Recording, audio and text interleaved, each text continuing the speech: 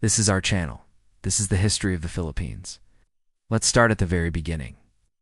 In 200,000 BC, humans arrived in the Philippines from what is now Taiwan, riding on rafts made of bamboo and wood. These early Filipinos settled on the islands of Luzon and Panay, hunted wild pigs and gathered food, living largely like our hunter-gatherer ancestors did for millions of years before that. But then everything changed when the Negritos arrived. No, not that Negrito. This Negrito. They were small people who had sailed over from what is today's southern China. Their language would eventually evolve into what we today call Filipino. They lived alongside the native Eta people, and both groups lived rather peacefully until the arrival of the next group of migrants called the Indonesians. They came around 2,000 years ago and are thought to be the ancestors of most Filipinos today. They were skilled farmers and seafarers, and they introduced new plants such as bananas and coconuts, and animals such as chickens and pigs. They also started building boats so they could travel all across the Philippine Islands. This mixture of races has resulted in modern Filipinos having dark skin with coarse black hair, short or stubby noses, and sometimes even an epicanthic fold, meaning their eyelids have no distinct eyelid crease, kind of like me.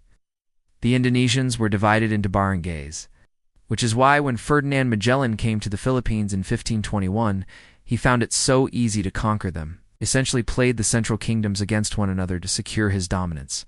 Magellan was actually the first European to reach the Philippines. He did so by sailing east from Spain. His goal was to find a sea route to the Pacific, while sailing along the coast of what is today the Philippines. He landed on the island of Humanhan and was greeted by a king who gave him an audience.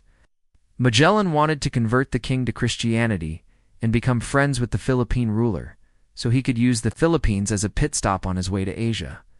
But unfortunately, while Magellan was exploring the islands, he got into a fight with some local warriors and was killed by a poisoned arrow through his left knee during the Battle of Mactan on April 27th, 1521. The rest of his crew also died soon after, either from sickness or battle. And so that was the end of Spain's first attempt to colonize the Philippines. Spain wouldn't try again until 44 years later in 1565, when they sent a naval expedition led by Miguel López de Legazpi. His fleet landed in the island of Cebu and established the city of Cebu as their capital. The Spaniards built churches, schools, and houses, and converted many of the Filipinos to Christianity. But there was still resistance from the Muslim Filipinos in the south, so the Spaniards had to fight many wars to keep control. Eventually, they pushed the Muslims down to Mindanao and Sulu, where they remain to this day. Meanwhile, on the northern island of Luzon, a new religion began to appear. This was due to the arrival of Spanish Augustinian friars, who had come to spread Christianity. The first Filipino to convert was a woman named Gabriela Salong. She converted to Christianity and then helped the Spaniards fight against the Dutch. When she died in 1589, she became a folk hero. The Spaniards built a church in her honor in the town of Vigan, which is still standing today. Over the next few decades, more and more Filipinos converted to Christianity. By 1635, about half of the population had converted. This was good news for the Spanish, because it meant that they didn't have to worry about the Filipinos rebelling. After all, they were supposedly Christian now. But many Filipinos secretly continued practicing their old religions. For example, in the town of Tondo, Manila, the Chinese and Filipino residents kept 2 dragon boats, one of which was used to ferry the Chinese immigrants across the Pasig River. And every year they would hold a festival called the Dragon Boat Festival to honor the Chinese goddess of the sea, Mazu. Of course, the Spanish didn't like this, so they banned the festival. But secretly, the locals continued celebrating it. They just had to hide it from the Spanish. But this wasn't the only secret going on. In the mountains of Luzon, a group of Filipinos were growing opium poppies. Opium is a drug made from the poppy plant. It can be smoked or injected and gives you a feeling of euphoria. The problem is that once you get addicted to it, you can't stop. The Spanish didn't like the Filipinos smoking opium, so they banned it. But the Filipinos continued growing it in secret and smuggled it into Manila, where the Chinese sold it to addicts. Meanwhile, farther south, on the island of Cebu, a young girl named Maria Clara Sanchon was falling in love with a man named Juan de la Cruz. The problem was that Juan was half Spanish and half Filipino, while Maria was full Filipino. At the time, it was forbidden for Spaniards and Filipinos to marry each other. So Maria's father, who was a wealthy Filipino landowner, forced her to marry a Spanish captain named Francisco. But Maria didn't accept the marriage and instead ran away with her lover, Juan. They traveled all around the Philippines trying to find a place where they could be together without being punished. Eventually, they made it to the island of Bohol, where they lived out the rest of their days in a small village. Their story is one of tragic romance, but it's also a story of rebellion. Throughout the Philippines' colonial past, there have always been people who have resisted foreign rule. Some of them were priests like José Burgos, who wanted independence from Spain. Others were intellectuals like José Rizal, who believed that education was the key to freedom. Still others were revolutionaries like Andrés Bonifacio, who fought for the Philippines' independence from Spain with a group called the Katipunan. Bonifacio was executed by the Spanish in 1897, but his group continued fighting until the Philippines won its independence on June 12, 1898. The first president of the Philippines was Emilio Aguinaldo. He led the country during the Philippine-American War, which lasted from 1899 to 1902. The Americans took over the Philippines after defeating Spain in the Spanish-American War. Many Filipinos had hoped that the Americans would help them achieve independence, but this was not the case. Instead, the Americans wanted to annex the Philippines and make it a part of the United States. The Filipinos fought back, but they were no match for the American army.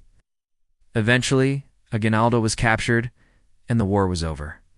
On March 25, 1934, the United States Congress passed the Tydings-McDuffie Act, which granted the Philippines independence on July 4, 1946, but the Filipinos had to wait a little longer. The Japanese invaded the Philippines in 1942 and stayed until 1945. They caused a lot of damage and killed many Filipinos. After they were gone, the United States came back in, and things were finally peaceful.